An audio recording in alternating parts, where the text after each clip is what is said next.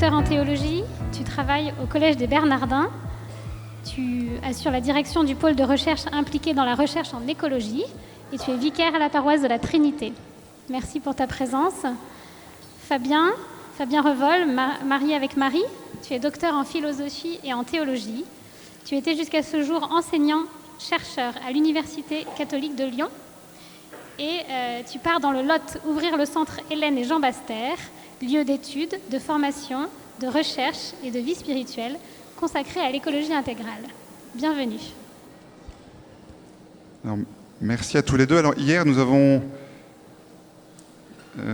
ouvert les yeux sur la création avec humilité, comme des créatures dans la création, et avec lucidité.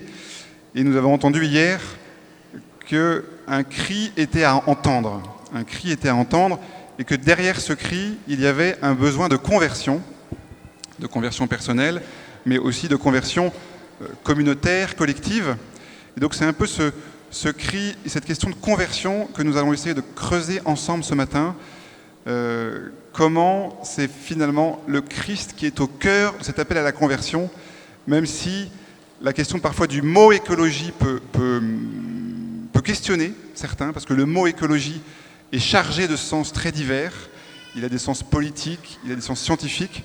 Nous, on le prend dans un sens extrêmement simple, ce mot d'écologie, qui est celui que le pape utilise dans l'encyclique, au numéro 138. Le pape dit ceci: l'écologie étudie les relations entre les organismes vivants et l'environnement, où ceux-ci se développent. Voilà. C'est simplement ça, c'est une question de relation entre les êtres vivants et l'environnement. C'est simplement le sens que l'on y met. Mais maintenant, on va essayer de comprendre qu'est-ce que l'on appelle la dimension écologique de la conversion ce matin. Alors Fabien, pourquoi t'es-tu tourné vers cette question du soin de la création, puis vers la question de l'écologie intégrale? Alors ça remonte un peu vieux maintenant, puisque dans mon parcours, j'ai eu l'opportunité d'étudier la biologie et de me spécialiser dans ce qu'on appelle en biologie la biologie des écosystèmes et des populations. Et j'ai découvert en fait que c'était l'autre nom de l'écologie dont la définition vient de vous être donnée. Et mon intérêt était d'abord scientifique, il l'est toujours d'ailleurs. Et à partir de ce questionnement scientifique, à travers mes lectures, j'ai découvert que la connaissance scientifique de l'écologie, à travers les relations dont on vient de parler, n'est pas neutre sur le plan de la pratique et sur le plan de l'éthique. Et l'être humain étant un être écologique lui-même, investi dans les relations, eh bien, il a un impact. Et je me suis dit, mais tiens, donc c'est une question d'éthique. Il y a une question d'éthique profondément dans la façon dont l'être humain entre en relation avec le non-humain. Et je me suis posé la question, est-ce que l'Église catholique s'intéresse à cette éthique-là? Et est-ce que la relation de l'être humain avec son environnement naturel est une question d'éthique? Et comment est-ce que la théologie morale peut s'approprier cette thématique? Et j'ai été assez déçu à l'époque, c'était au début des années 2000, où je me suis posé ces questions. Et je me suis dit que ça pouvait être un lieu d'approfondissement, de recherche et d'étude pour moi, parce que je me rendais compte qu'à travers aussi mes études de biologie et de la connaissance scientifique de la nature, eh bien j'approfondissais, sans vraiment m'en rendre compte, mon amour de la création. Parce que, à plusieurs reprises, c'était vraiment dans ma vie spirituelle d'étudiant en biologie à l'époque, je m'émerveillais devant les beautés de la nature que je découvrais et je rendais gloire au Seigneur dans une disposition de louange devant la beauté et le bon fonctionnement de cette création. Et progressivement, je me suis rendu compte que j'étais appelé à en prendre soin et qu'il relevait d'une responsabilité humaine que de prendre soin de ce bon fonctionnement des systèmes naturels et de ce que nous appelons création et qui nous a été confié par Dieu. Alors l'écologie intégrale est arrivée beaucoup plus tard, c'est-à-dire pour moi en fait à partir de 2013, puisque c'est un concept qui a été inventé en France par des catholiques. D'ailleurs je vais en retrouver un ce soir à la Bénisson-Dieu, Gauthier Besse de Berck, et qui propose une vision de l'écologie qui ne soit pas exclusive, une vision de l'écologie qui permette de situer l'être humain dans une circularité de relations et de reconnaissance d'interdépendance. Ça veut dire prendre soin de la nature, c'est prendre soin de la personne humaine. Et en prenant soin de la personne humaine, je prends soin de l'environnement naturel, et c'est indissociable. Et j'ai trouvé que cette approche, elle était éminemment paisible, parce qu'elle nous sortait des guéguerres habituelles que l'on rencontre, qui opposent une écologie plus humaniste à une écologie environnementale. Et donc, pour moi, je me suis dit, voilà un lieu de réconciliation qui va me permettre de déployer ce souci du soin de la création. Et le couronnement de cette démarche a été amené par le pape François, puisque c'est exactement le concept qu'il a choisi, l'écologie intégrale, dans l'encyclique Laudato Si en juin 2015. Et donc, pour moi, je l'ai vécu comme un immense encouragement dans mon travail à la fois de recherche et d'enseignement, puisque j'avais déjà commencé en 2015 des enseignements sur la théologie morale de l'écologie, pour sensibiliser notamment les étudiants en théologie à ces questions.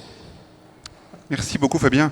Alors ce que j'entends dans ce que tu dis, c'est que finalement le mouvement a été plutôt naturel, puisque tu t'es d'abord intéressé à la sauvegarde de la création, à ces merveilles que tu découvrais, et tu t'es retrouvé comme gardien de la création, de cette vocation de gardien de la création, et puis par là, tu as été amené à t'intéresser à cette notion d'écologie intégrale développée par le pape François. Je crois que ce n'est pas tout à fait le même parcours que tu as, Ulrich. Toi, finalement, cet intérêt pour l'écologie intégrale est plus récent, plus progressif. Est-ce que tu peux nous décrire, finalement, comment tu t'es tourné vers ce thème de l'écologie intégrale ? Oui, alors moi, ce qui a été très frappant pour moi, c'est tout simplement la lecture de l'encyclique Laudato Si, donc en 2015. Je précise simplement que ce qui m'avait frappé aussi à l'époque, c'est pas simplement le contenu même de l'encyclique, mais le fait que c'était un document qui avait un retentissement incroyable en dehors des frontières de l'Église. Vous savez que l'encyclique a été publiée quelques semaines avant la COP 21, qui est la Conference of Parties, qui est une grande négociation entre les États et qui à l'époque se passait à Paris, COP 21 de Paris, et quelques semaines avant est publié ce texte-là avec une actualité absolument époustouflante par le pape François, et le texte a eu un retentissement en dehors des frontières de l'Église absolument incroyable. Alors moi j'ai été frappé par ça, j'ai été frappé par le contenu de l'encyclique et par cette réception étonnante de ce texte du pape François en 2015. À vrai dire, j'avais été déjà préparé à recevoir ce texte de l'encyclique par l'exhortation apostolique Evangelii Gaudium, qui est le premier texte publié par le pape François quelques années auparavant, et qui propose une réflexion tout à fait très, très puissante et très forte sur l'articulation de l'Église et du monde, notamment sous le thème de la mission. Voilà. Donc moi je reçois l'encyclique Laudato Si avec beaucoup d'intérêt, beaucoup de joie. En même temps, il y a des choses dans l'encyclique qui me frappent très profondément et qui viennent rejoindre des préoccupations très profondes. Moi, dans mes études de théologie et de philosophie à Bruxelles, enfin à Paris d'abord et puis à Bruxelles ensuite, j'avais été toujours un petit peu déçu par le fait qu'on sépare beaucoup création et salut. La nature et l'histoire du salut, pour le faire en bref.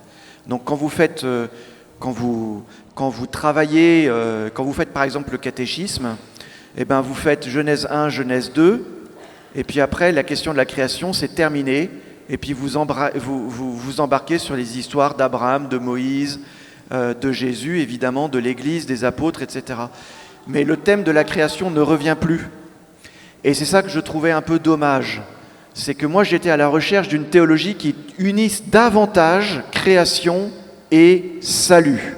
Ce que vous avez d'ailleurs dans les sacrements. Dans un sacrement, vous avez un morceau de matière, du pain par exemple, et de la grâce.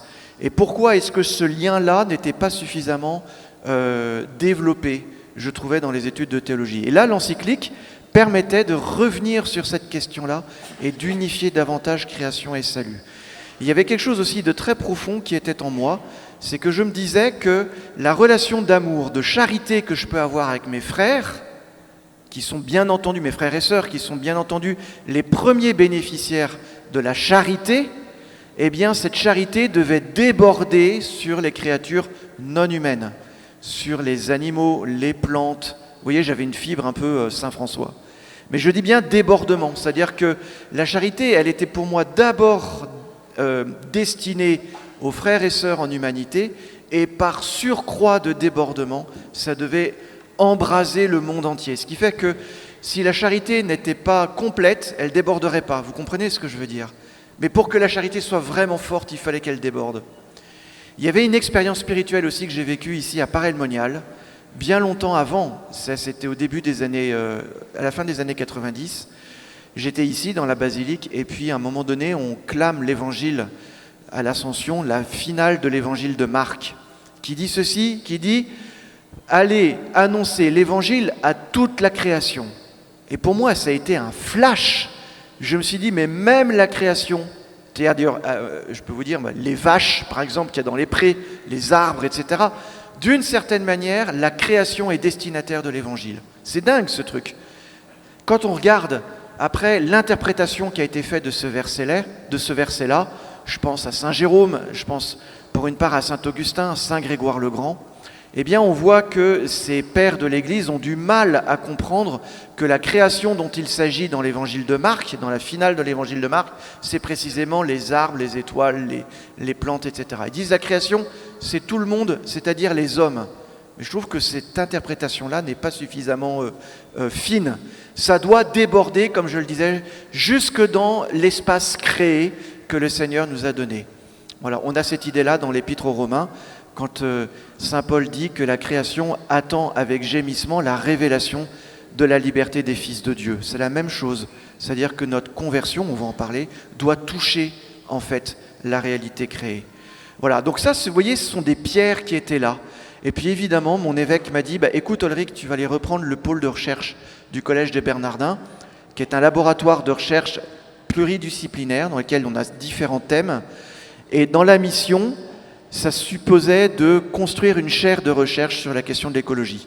Et donc je me suis retrouvé à travailler avec une vingtaine de chercheurs, 15-20 chercheurs, venus du monde universitaire, des scientifiques, des paléoclimatologues, des géobiochimistes, des hydrologues, mais aussi des sciences humaines, des anthropologues, des ethnologues, des sociologues, des philosophes, des artistes aussi, parce que c'est important, parce que les artistes nous apprennent à voir des choses que nous ne voyons pas.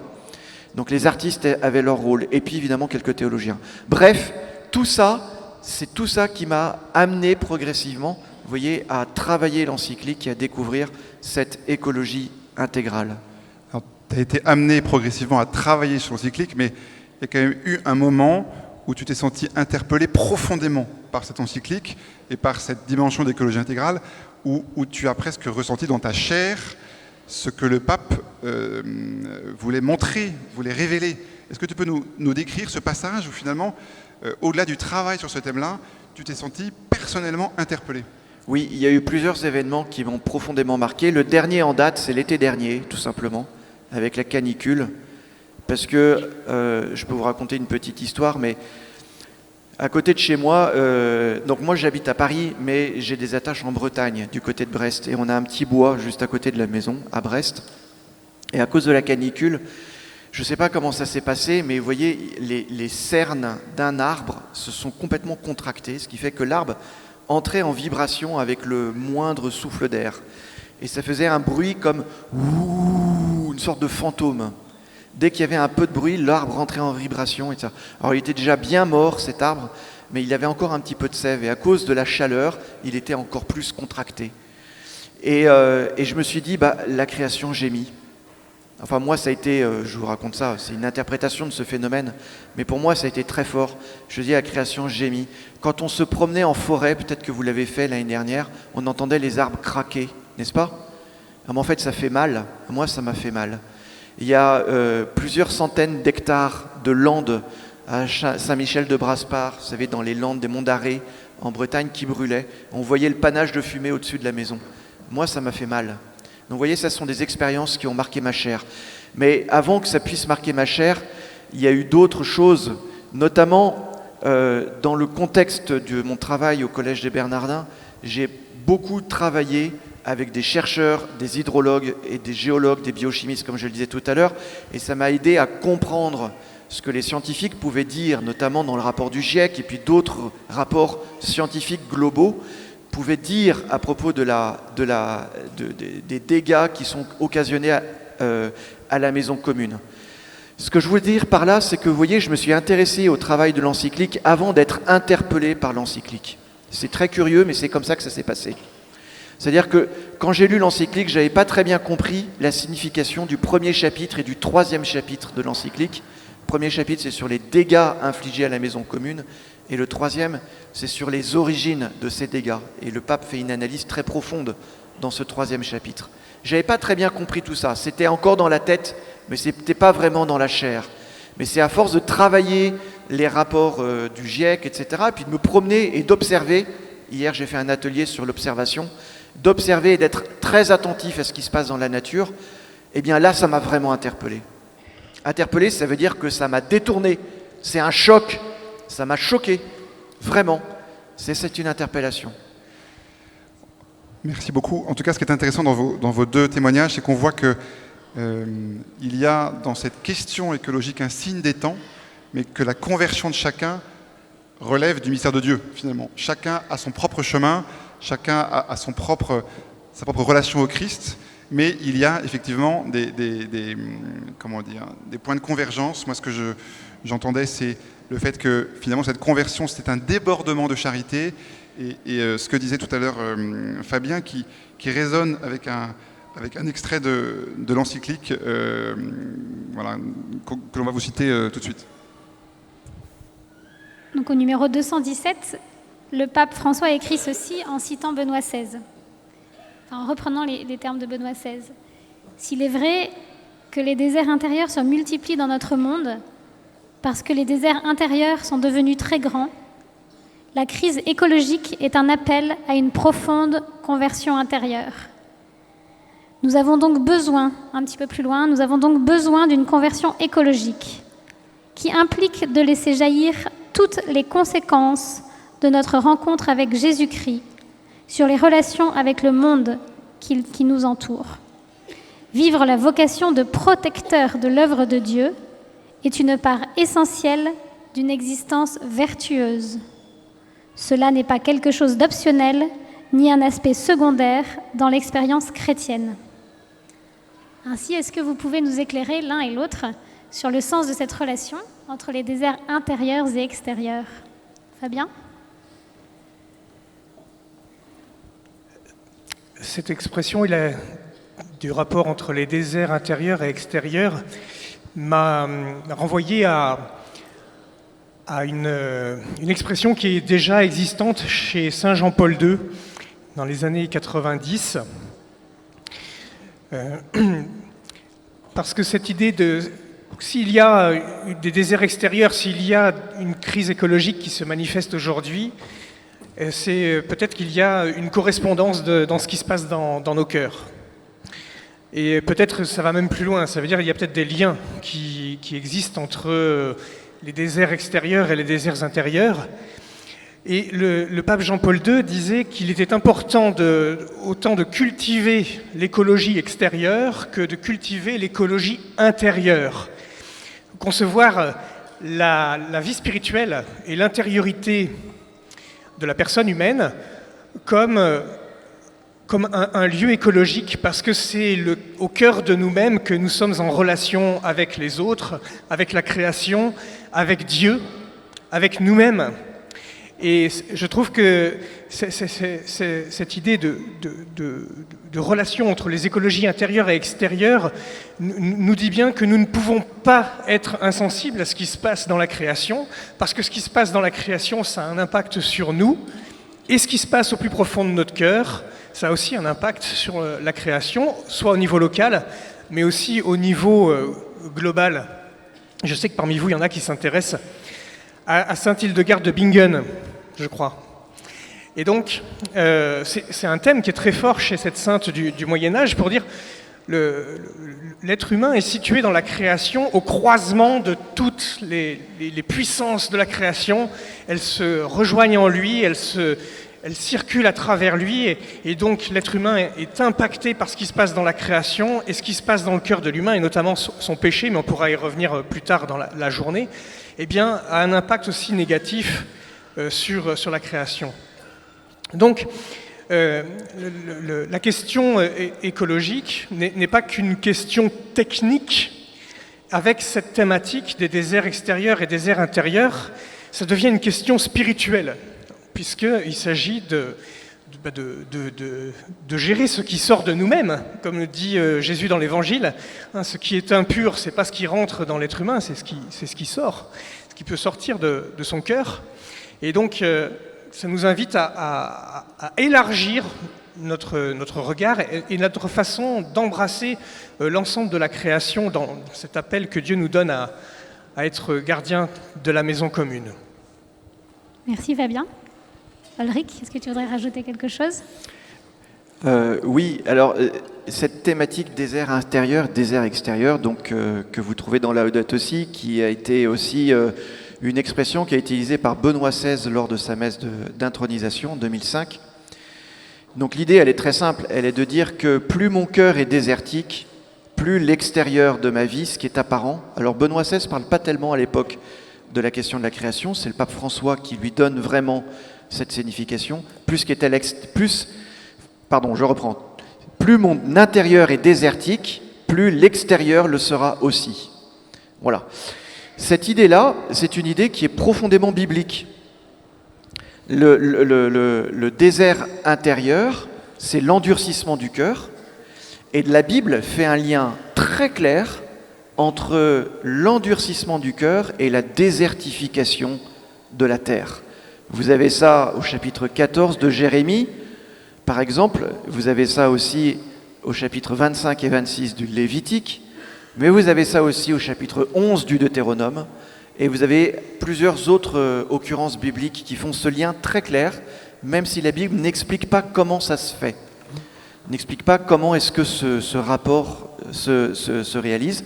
Par contre, elle dit, plus l'intérieur est endurci, plus la terre se désertifie.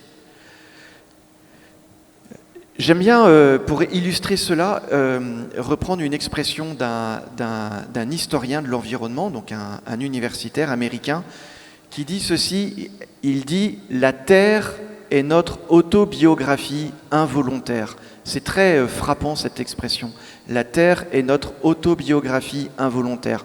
Et de fait, si vous allez vous promener dans la campagne, vous allez voir nos modes de vie. Si vous allez vous promener sur les bords des autoroutes, c'est intéressant. En voyant tous les déchets plastiques qui sont balancés, vous voyez en fait notre mode de vie. Si vous allez vous promener le long des haies, des chemins creux, entre deux champs, vous allez voir aussi, si vous ouvrez un peu les yeux, vous allez voir quel est notre mode de vie. Si vous creusez en dessous vos pieds, et vous allez rencontrer un sol souillé par exemple, vous allez voir notre mode de vie. Donc vous voyez, la Terre est une puissance d'archivage de nos modes de vie, parce que finalement, nos actions qui se décident à l'intérieur de nous-mêmes, elles ont un écho sur nos paysages, sur nos montagnes, nos rivières, nos rivages, nos jardins, nos champs. Tout ça, ça a un écho, et ça sort pas de la lune, ça sort de l'intérieur du cœur de l'homme. Et donc, plus c'est endurci à l'intérieur, eh bien, plus nous serons durs avec la réalité créée, avec ces altérités créées. Et c'est ce que dit Jérémie au chapitre 14. Lui, il voit une sécheresse arriver dans son pays. Et alors, tout le monde se dit, c'est qu'une sécheresse. Et lui dit, non, cette sécheresse, elle est là à cause de votre endurcissement. Parce que vous n'êtes pas capable de prendre soin les uns des autres, eh bien, vous n'êtes pas non plus capable de prendre soin de la création. C'est un symptôme. Vous voyez, c'est un symptôme. Et vous avez ça, je vous dis, régulièrement dans l'Écriture. Deutéronome 11, ce pays qui est le vôtre, c'est-à-dire Israël, sera ruisselant de lait et de miel, c'est-à-dire produira de beaux fruits, si vous êtes capable de vivre de la justice entre les hommes et les femmes. Mais si vous n'êtes pas capable de vivre justement, ajustement, avec charité entre vous, eh bien, ce pays-là ne sera que désert, ronces et charbon. Et finalement, vous avez ça dès le chapitre 3 du livre de la Genèse, vous savez, après le premier péché, où l'endurcissement du cœur de Adam, dans le jardin de la Genèse, à la suite du péché, va produire quoi? Eh bien, une terre stérile qui ne produit plus que épines et chardons. Donc vous voyez, la Bible met très bien en rapport cet endurcissement du cœur et puis les dommages causés à la création. Ce que John Hopi, l'historien que je vous disais tout à l'heure, dit à sa manière quand il dit « La terre est notre autobiographie involontaire ». Finalement, il suffit d'ouvrir les yeux. Si on ouvre les yeux, on verra bien que si la terre est souillée, c'est peut-être aussi que notre cœur est souillé. Pardonnez-moi, je suis un peu cash, mais je pense que c'est bien de le voir comme ça. Il y a un rapport très profond et très fort entre Adam, qui est le terreux, qui est fait avec de la glaise, et puis la terre elle-même. Alors, tout ça pose quand même la question du péché, clairement. Moi, la difficulté que je vois, c'est que quand on parle, par exemple, du plastique qui s'entasse, ici présent, on n'est finalement pas très responsable. Enfin, le plastique est produit, et donc on l'utilise. En fait, on est dans une structure aussi qui nous pousse à utiliser des moyens qui polluent. Donc ma question, c'est, en fait, il y a une dimension évidemment individuelle, mais il y a aussi une dimension collective. Moi, je pense à l'expression que Jean-Paul II utilisait, je pense que c'est Jean-Paul II, quand il parlait de structure de péché. Et donc je pense que c'est important aussi de le comprendre pour se dire que, certes, il y a des actions individuelles et une conversion individuelle, mais il y a aussi prendre conscience que le système lui-même aussi est dans une structure de péché vis-à-vis de la création. Est-ce que vous pourriez éclairer un peu cette dimension-là? Ces structures de péché, elle est appliquée à la relation à la création, elles sont omniprésentes et tellement présentes qu'on ne les voit plus. Elles sont si puissantes que nous y sommes soumis sans même nous en rendre compte. Et quand on commence à s'en rendre compte, on se dit « mais qu'est-ce qu'on va faire pour en sortir ?» En fait, ces structures de péché, le pape François, dans Evangelii Gaudium et dans Laudato Si, appelle cela la culture du déchet. La culture du déchet.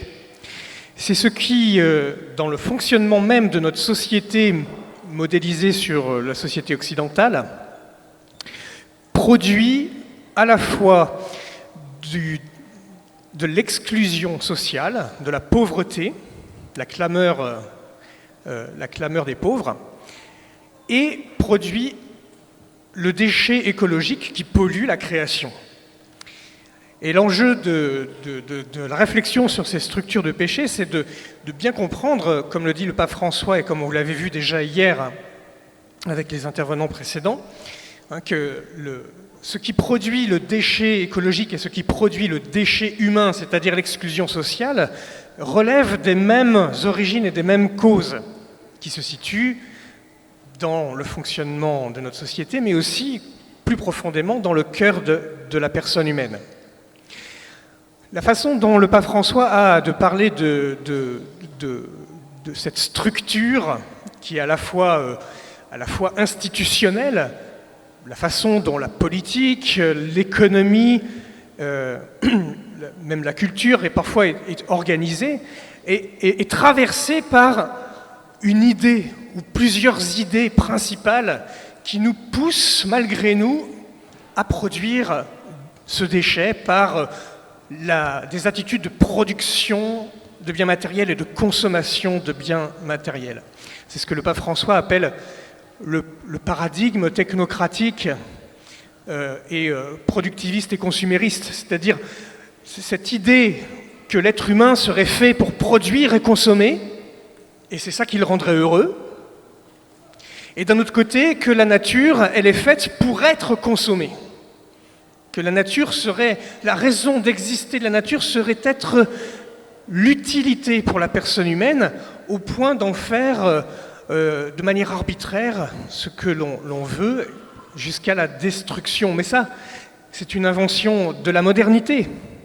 C'est pas du tout chrétien comme perspective. Et le pape François, d'ailleurs, le dit dans Laudato Si, que si on se situe dans une posture de prédation qui insiste sur la consommation de biens matériels, et par ce faire, nous détruisons la création, eh bien, nous allons à contresens de notre vocation de gardien de la maison commune.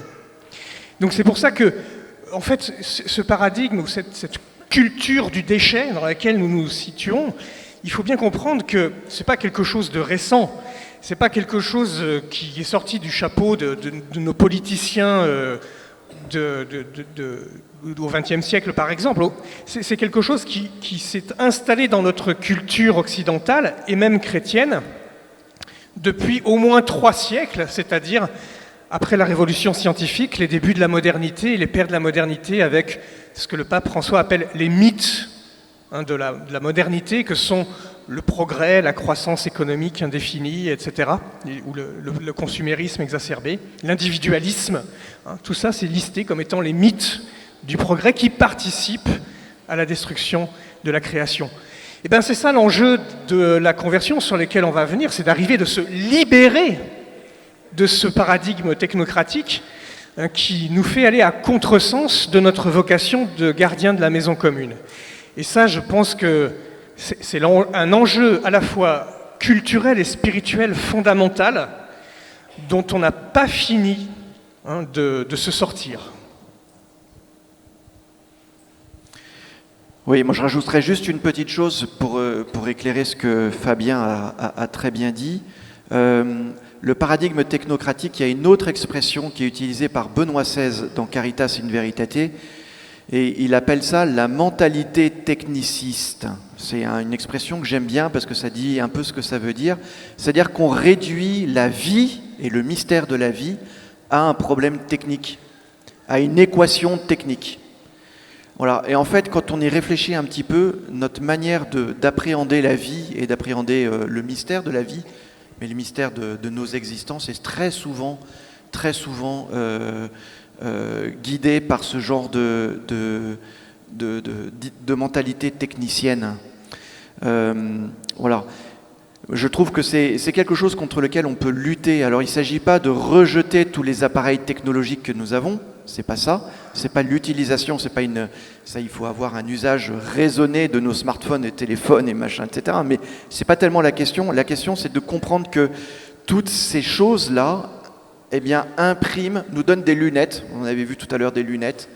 Voilà, nous donnent des lunettes qui réduisent le mystère de la vie à simplement des questions qui sont résolvables, solvables d'un point de vue presque technique, une équation. Voilà, en faisant abstraction du mystère de la vie. Merci beaucoup pour ces éclairages. Donc je pense que le diagnostic est plutôt clairement posé. Cette question du désert extérieur, des déserts extérieurs et de nos déserts intérieurs.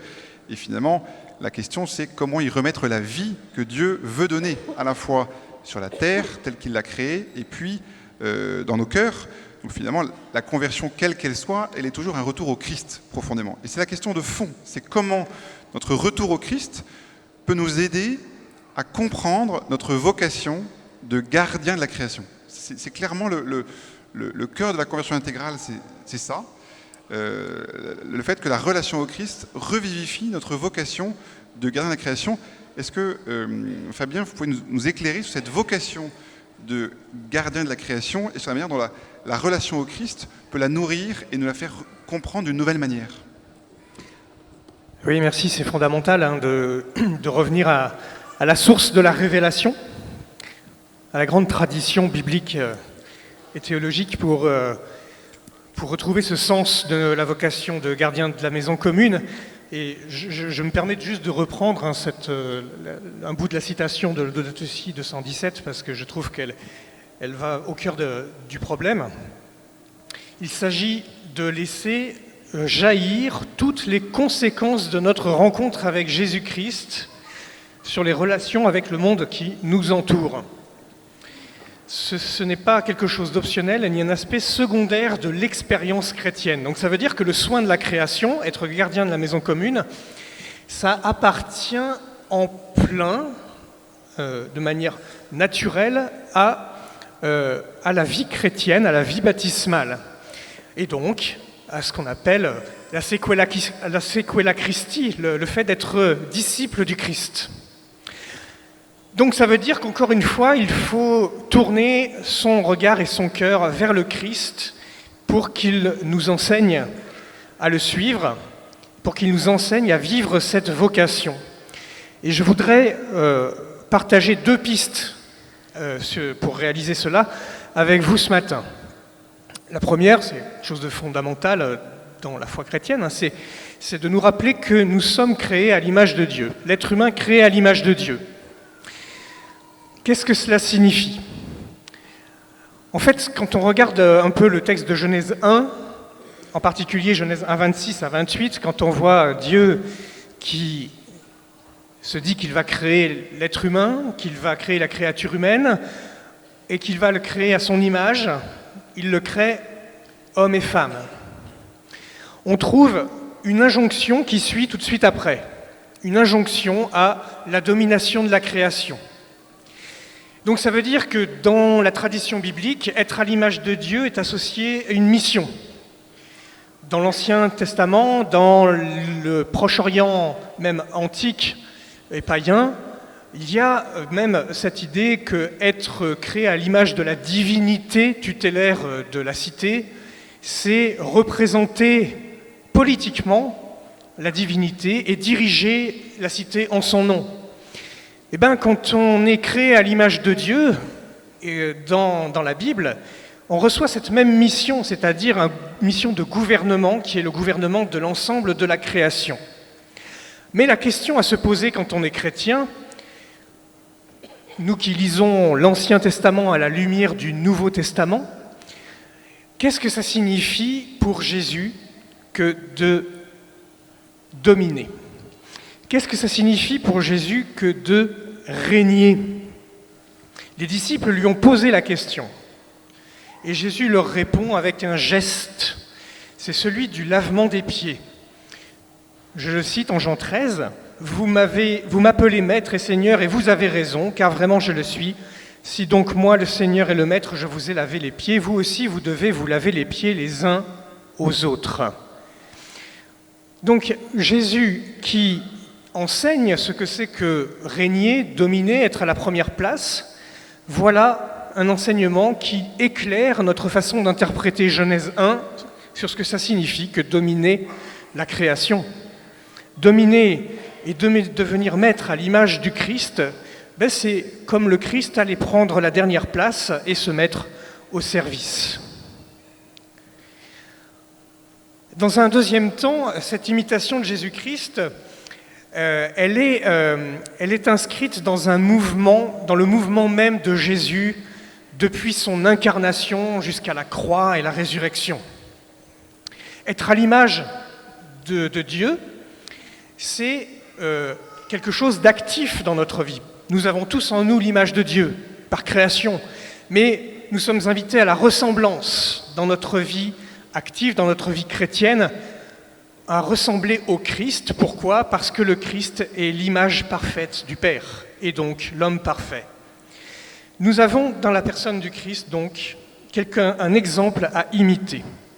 Et cet exemple à imiter, c'est celui qui nous est donné par saint Paul, qui nous donne dans l'Épître aux Philippiens, au chapitre 2, ce que sont les dispositions du Seigneur Jésus. Je vous cite chapitre 2 de l'Épître aux Philippiens, versets 5 à 8. « Ayez en vous les dispositions qui sont dans le Christ Jésus. Le Christ Jésus, ayant la condition de Dieu, ne retint pas jalousement le rang qu'il égalait à Dieu, mais il s'est anéanti, prenant la condition de serviteur, devenant semblable aux hommes, reconnu homme à son aspect, il s'est abaissé, devenant obéissant jusqu'à la mort de la croix.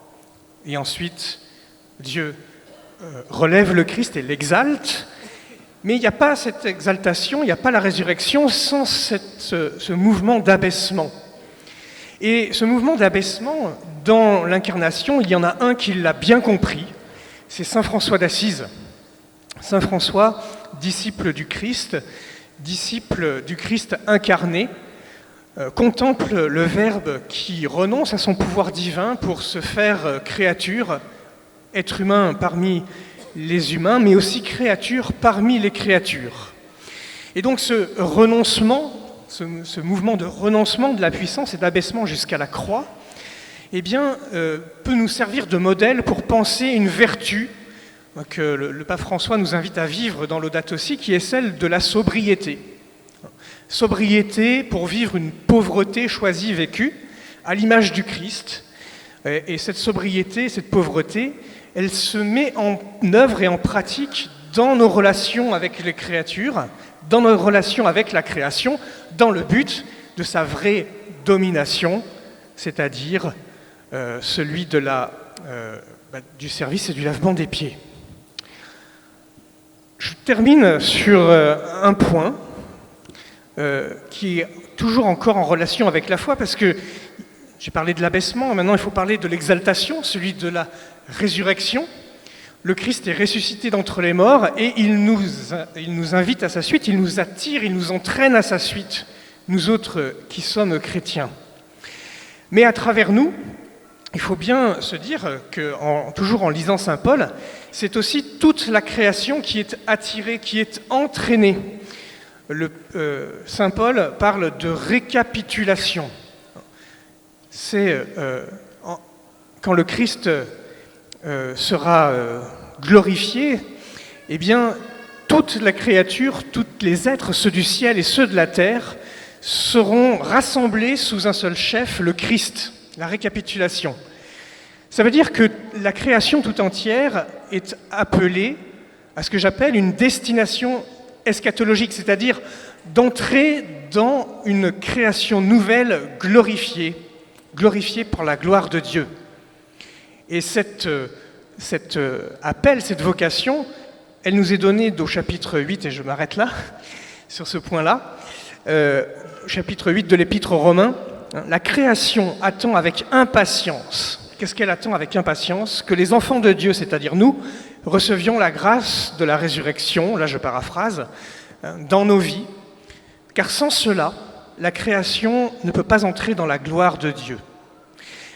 Eh bien, moi je trouve que, en termes de compréhension de ce qu'est la création dans le regard de Dieu, de se dire qu'elle est appelée à cette glorification, à notre suite, eh bien ça nous invite à aussi changer notre rapport avec les créatures et ne pas les considérer que comme des biens de consommation, mais aussi, comme dirait saint François d'Assise, des frères et des sœurs invités et appelés à la récapitulation dans le Christ.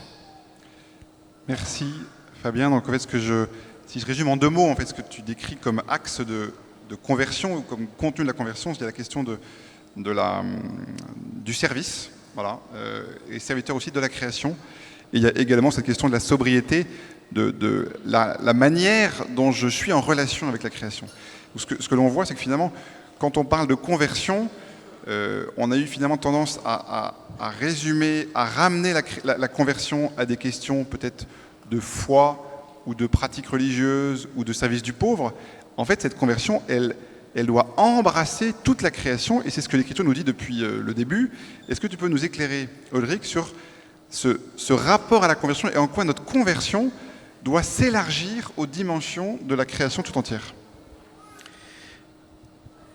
Oui, il y a un rapport très clair que j'ai déjà indiqué tout à l'heure entre la justice que l'on se donne les uns aux autres, ou l'amour que l'on a les uns envers les autres, et le soin de la maison commune.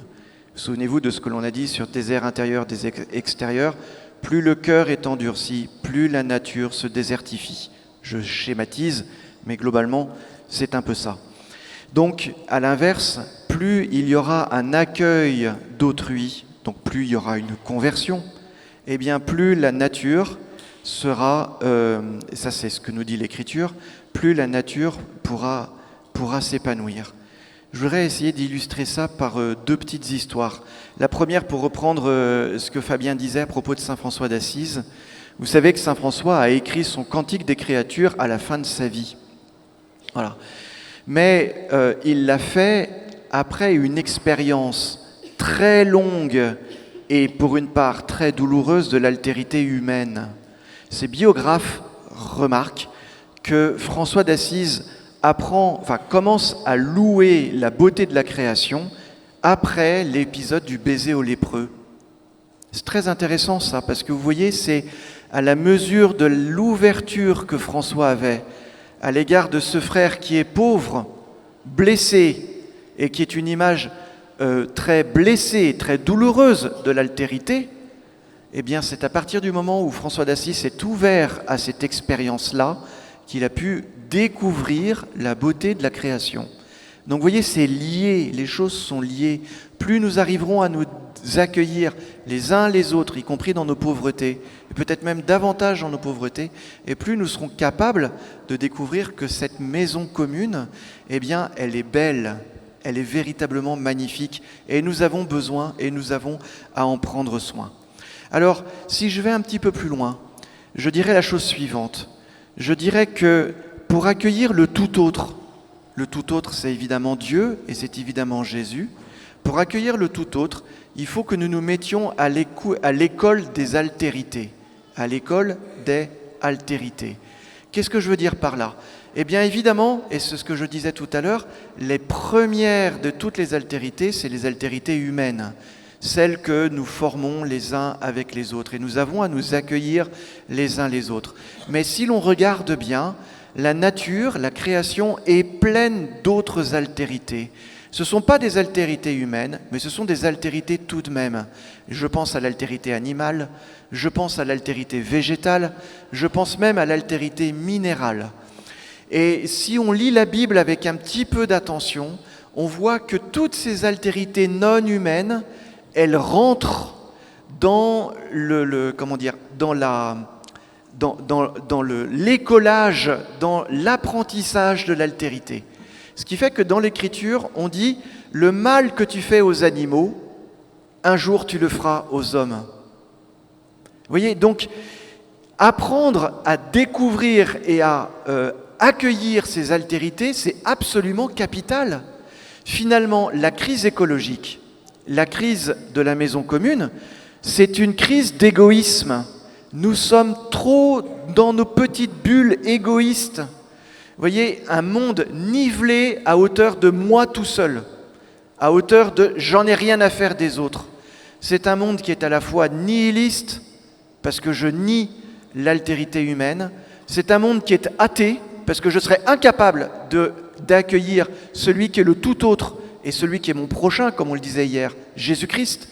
Et c'est un monde qui est écologiquement souillé, parce que je suis incapable de prendre soin de ces altérités que le Seigneur a disposées dans la création. Donc, pour moi, le rapport à la création est un rapport d'apprentissage pour accueillir l'altérité. Il y a un anthropologue qui a une phrase que je trouve très belle, que je vous cite. L'anthropologue s'appelle André-Georges Audricourt. C'est un anthropologue et un linguiste. Il dit ceci, la phrase est un peu compliquée, mais je vais vous l'expliquer. Il dit ceci, il dit « le rapport à la nature et le rapport à autrui sont homologues ». Le rapport à la nature et le rapport à autrui sont homologues.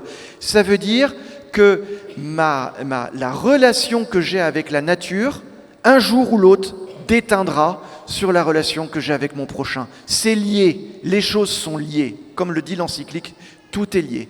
Alors, l'accueil de l'altérité de la création est une propédeutique, c'est un apprentissage pour accueillir les altérités humaines et pour accueillir davantage les altérités humaines, parce que nous les accueillons déjà bien, mais il faut qu'on progresse là-dedans, pour accueillir davantage les altérités humaines, et c'est évidemment une propédeutique pour accueillir l'altérité de Dieu, le tout autre. Je termine justement par ça. Vous savez, on dit souvent que dans la nature, on découvre la grandeur de Dieu. On en a parlé un peu hier. Qu'il y a une connaissance naturelle de Dieu à partir des réalités créées. Ça veut dire, allez vous promener dans la nature. Vous verrez la grandeur du Créateur, la sagesse et la puissance de notre Dieu. Mais vous verrez aussi, eh bien, toute son ingéniosité, toute sa providence extraordinaire pour susciter autant d'êtres si divers et si beaux. Eh bien, cette connaissance naturelle de Dieu nous apprend que la nature est, comme j'ai envie de le dire, une réserve d'altérité pour apprendre à découvrir, à accueillir l'altérité du tout autre. Voilà comment est-ce que, vous voyez, cet apprentissage de la nature peut nous apprendre à découvrir qui est le Seigneur Dieu. Merci beaucoup, c'est très clair. Alors, on va arriver progressivement à la fin de notre enseignement. J'aimerais poser à chacun une question liée au fait que tout ce qu'on a partagé ce matin peut parfois sembler complexe. Cette question d'homologie entre les relations avec nous-mêmes, avec la création des créatures, cette question du paradigme technocratique qui habite nos pensées sans qu'on s'en rende compte et dont il faut qu'on prenne conscience, tout ça peut paraître compliqué, alors que finalement, Dieu est simple. Et donc j'aimerais revenir sur des choses très simples pour éclairer cette question de la conversion intégrale, avec sa dimension écologique. Et donc Fabien, moi j'aimerais vous poser cette question sur le fait que comment peut-on rentrer dans ce regard que Dieu porte sur la création? Alors, s'il vous plaît, une réponse, si possible, pas trop longue, pour que je puisse poser une question différente à Ulrich. Merci. Oui, la question arrive bien parce que autant la conclusion du Père Ulrich sur voir Dieu dans la création ou comment les créatures nous sont révélatrices d'une trace de Dieu en elles, autant ma conclusion aussi sur la façon de considérer la création tout entière comme destinée à une glorification, c'est quelque chose qui concerne le regard.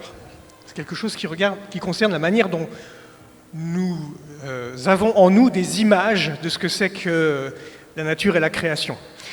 C'est-à-dire, quand la modernité nous dit la nature est faite pour être consommée, c'est un stock de ressources dans lequel vous pouvez taper, ça c'est une image, une représentation de la création qui nous configure, qui nous oriente, qui nous influence. Et c'est de ces représentations-là qu'il faut s'émanciper. Elles ne sont pas compatibles, cette conception moderne de la nature ne sont pas compatibles avec ces deux représentations que nous venons d'évoquer, hein, c'est-à-dire la création qui se donne comme révélatrice du Créateur ou la création appelée à entrer dans la création nouvelle glorifiée.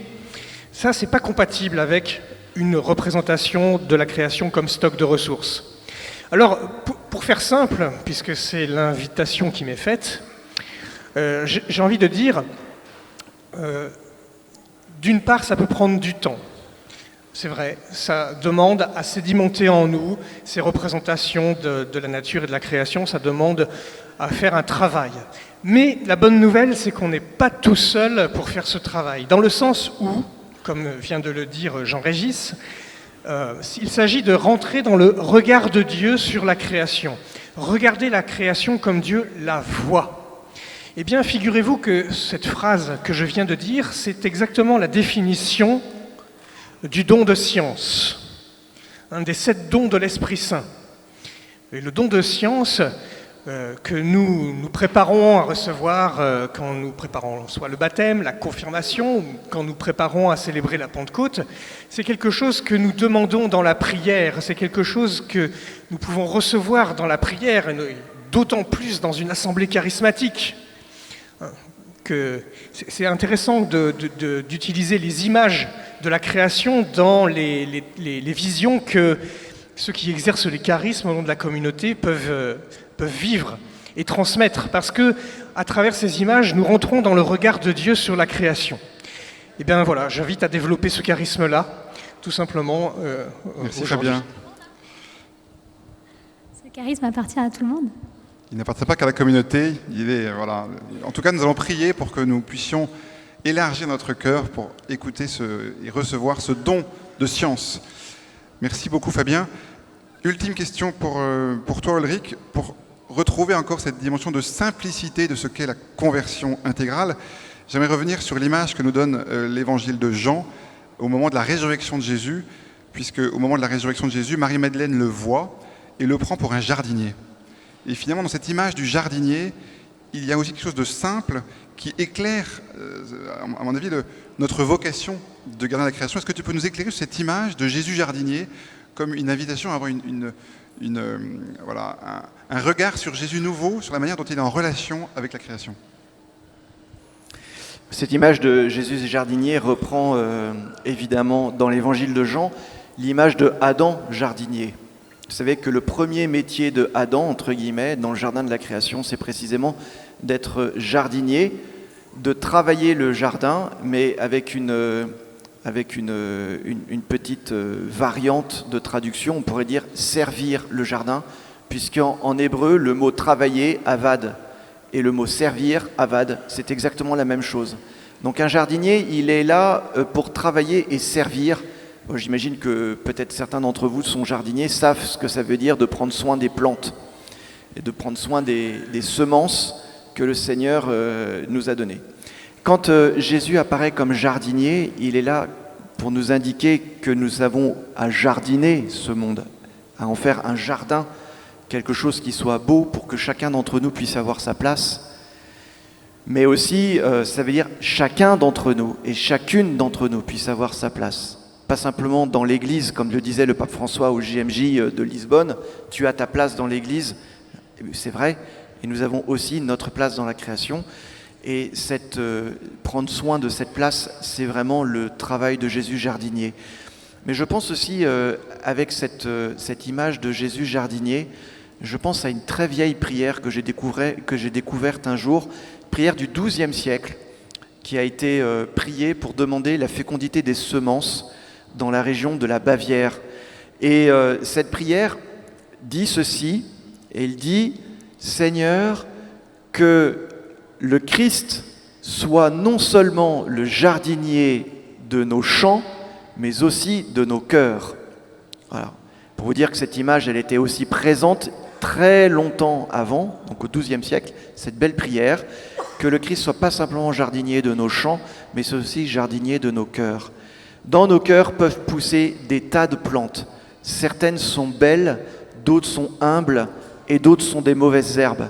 Eh bien, apprenons avec l'Esprit Saint, avec le don de science et puis le don de discernement, à faire le tri de ces belles plantes, vous voyez, et de ces plantes moins belles, de ces plantes plus amères, qui sont là simplement qui ne devraient pas être là, mais qui se trouvent là, présentes, que le Seigneur nous aide eh bien, à les discerner, à les trouver et à nous en débarrasser, on pourrait dire ça comme ça. On pourrait mettre ça au compost après, il paraît que ça fait du bien. Voilà. Merci Ulrich, merci Fabien, merci pour ce bel enseignement.